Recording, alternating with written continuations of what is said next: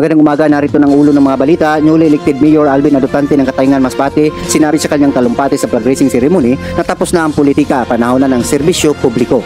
Kasabay ng pag-upo ni Mayor Alvin Adoptante bilang bagong alkalde ng Katayngan Masbate, sinabi nito sa kanyang talumpati sa flag raising ceremony na kalimutan na muna ang politika at tutukan lamang ang serbisyo publiko. Ayon kay Mayor Alvin Adoptante, nagpapasalamat siya sa ibinigay na tiwala at suporta ng mga taong bayan sa kanya. Giit pa ng alkalde na kalimutan na muna ang politika upang makapagserbisyo ng maayos sa mga taong umaasa sa kanya bilang bagong chief executive ng bayan. Sa kanyang talumpati ay pinasasalamatan rin ito ang mga department heads kabilang na mga Bureau of Fire Protection, Municipal Police Station sa bayan ng Katayngan at mga newly elected official ng Sangguniang Bayan. Samantala, hinimok ng alkalde ang lahat ng mga empleyado ng munisipyo na ibigay ang lahat ng makakaya upang magawa at maayos ang tunay na at tapat na serbisyo para sa buong bayan ng Katayngan. Kaugnay nito, iginit pa ng alkalde na kanyang tutuparin ang lahat ng kanyang naipangako mga programang proyekto para sa kanyang bayan sa Katayngan. Pakinggan ang talumpati ni Mayor Alvin Co. Adoptante. Good morning everyone, my fellow public servants.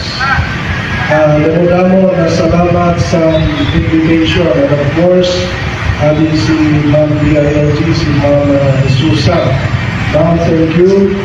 And to all the department heads, good morning. To the men officers, the gentlemen officers of the Philippine National Police, and the gentlemen officers of the Bureau of Fire Protection, good morning. But my principal, my term starts at 12 noon today. So hoping to be working hand in hand with all of you for the attainment of our common goal, which is public service.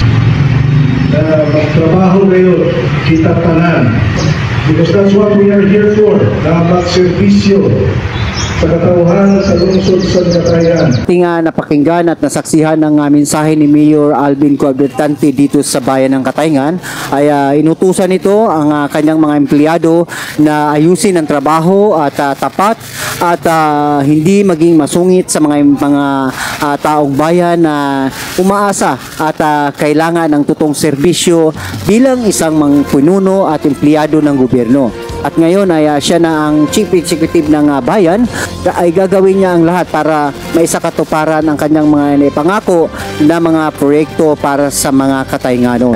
Abangan ang mga susunod na mga dokumentary natin sa pag-antabay sa darating na panunungkulan ni Mayor Alvin Co. Adoptante sa bayan ng Katayngan. Ito ang Radio Verada News FM Documentaries. Ako si Kabirada Weng, magandang hapon. Ito ang Serbisyo Publiko, The News and Current Affairs.